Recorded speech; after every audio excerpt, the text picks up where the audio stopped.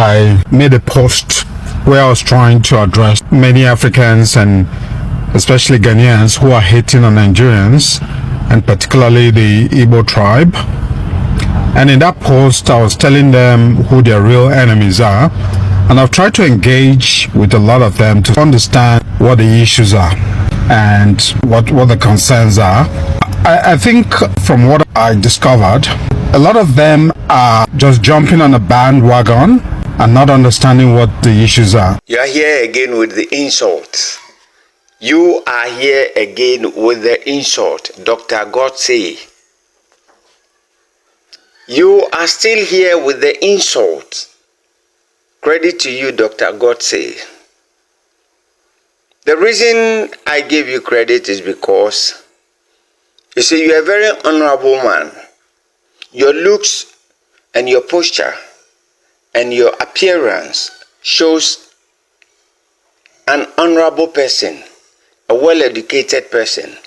But I have a question for you.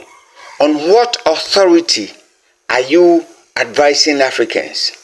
And on what authority do you have to advise Ghanaians? Silly. You people, these Igbos in Ghana or wherever you are taking Ghanaians for a ride. You are taking the nation Ghana for a ride. And we must tell you in the face. Let me address you. Now you are here telling us that you are coming to advise us, and you brought a video and people were just jumping on a wagon. You insulted us, and this is the video that you made, that you insulted Ghanaians as poor people. Now you are here to make damage control. We will not agree. Listen to the video you insulted. Hi guys. Today I just want to talk about the issue that is still ongoing with the youth in Ghana versus this Igbo King saga. And this thing has actually taught me a very great lesson. There's a big lesson to be learned from this issue and from the interaction that I've had with a lot of folks who are agitating regarding this issue in Ghana, and also some so-called Nigerians who are supporting this agitation by the Ghanaian youths. One thing that I've learned from this situation is that, one, poor people will always be poor as long as they remain in an environment that has made them poor. And the reason why I say that is because once you remain in an environment that has kept you poor, it affects your critical thinking, it affects your analytical thinking. So you're not able to analyze things and situations and come out to the better outcome or option other than what the bandwagon or that environment that you are within provides you. I say this because a lot of comments that I've seen, given how these people comment on the videos that I've made, I notice that a lot of them are actually poor. So now you've seen the video that you brought out initially first, telling Ghanaians youth that we are not in terms, we are not agreeing on that terms of this Igbo fake man becoming a king on our land. We are trying to prevent aliens coming on our land to own the land and become a king where they do not have kingdom. We are telling you sense, and you are here with your all credibility, educational background that you've gotten from your mama and your papa. You are insulting Ghanaians as poor people. Now you've turned around coming with another video, coming to please us by saying that we do not understand. Say whatever you say on a video with the audiovisual, it's an evidence that is there forever.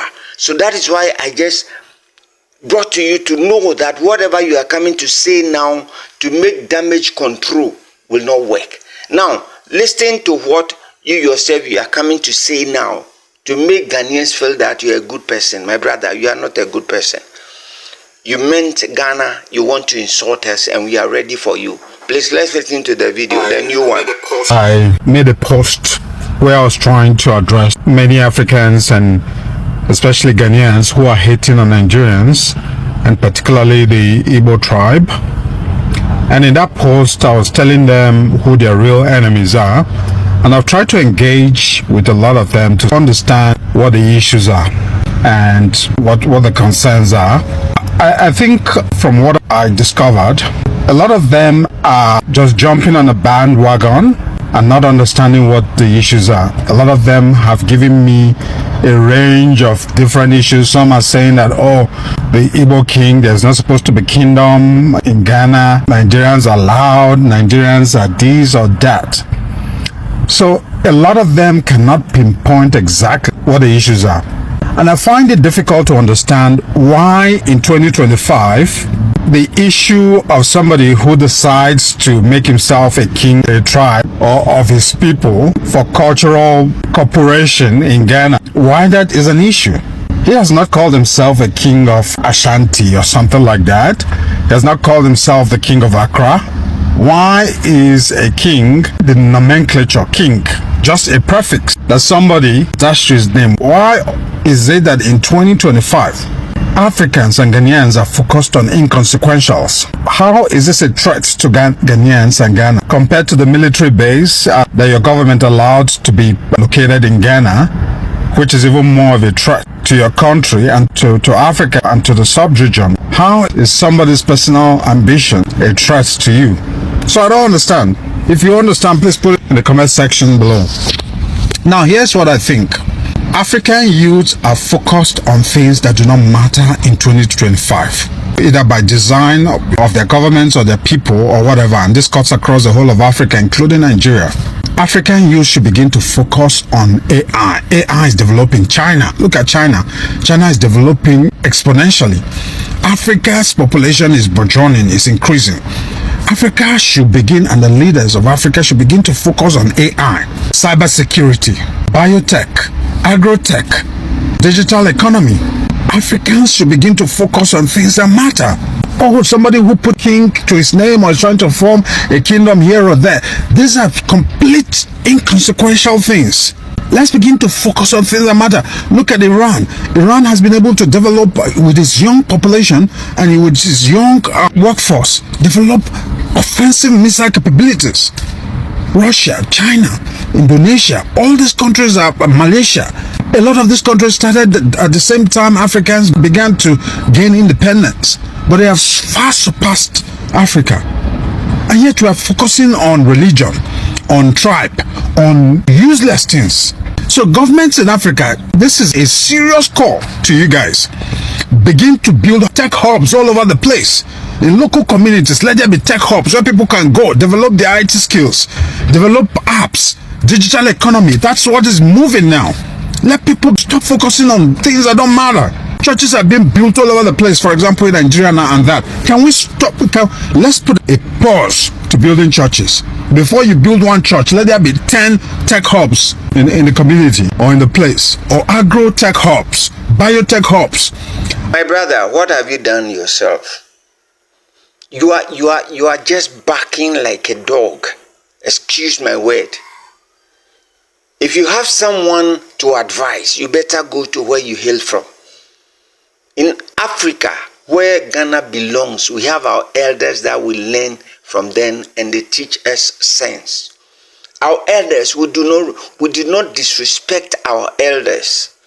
When this citizen arrest was about to happen, even though we have one of our elders who is aspiring to become a president in Ghana, Dr. Hassan Ayariga, he was leading the thing.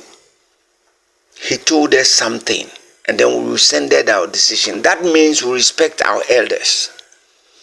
So if you're an Igbo person and you think of advising Ghanaians, go and advise your youth in Nigeria, wherever you hail from. Tell them how to respect other citizens and other tribes.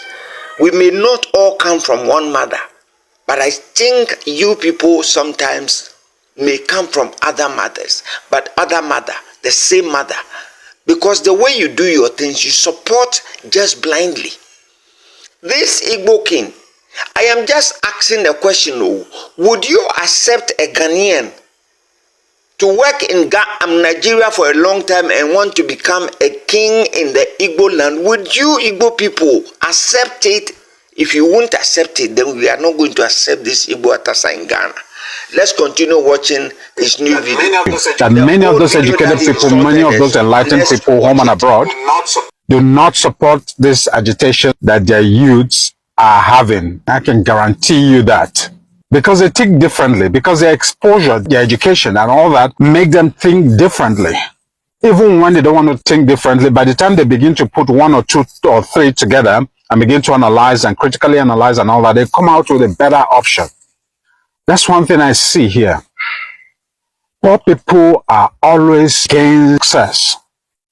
When you're successful and poor people notice it, they are going to come after you as the enemy. And that's what's happening with this Igbo king.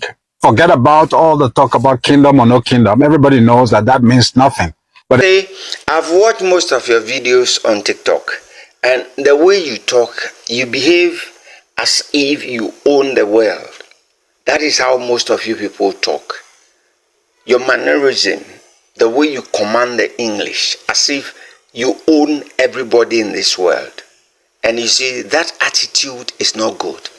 That is why you are being booted away from every country you go. That kind of ahomasuo, that kind of pride, that ego, that self-centered ego of disrespect on the highest pedestal is what is worrying you people. That is why you guys are not allowed anywhere. And I am going to say it again and again that we will not allow this Igbo man in Ghana to be a king. We will never allow this Igbo king, the youth of this nation, Ghana, will not allow this man, so long as he's an Igbo, to become a king in our land. It will never happen.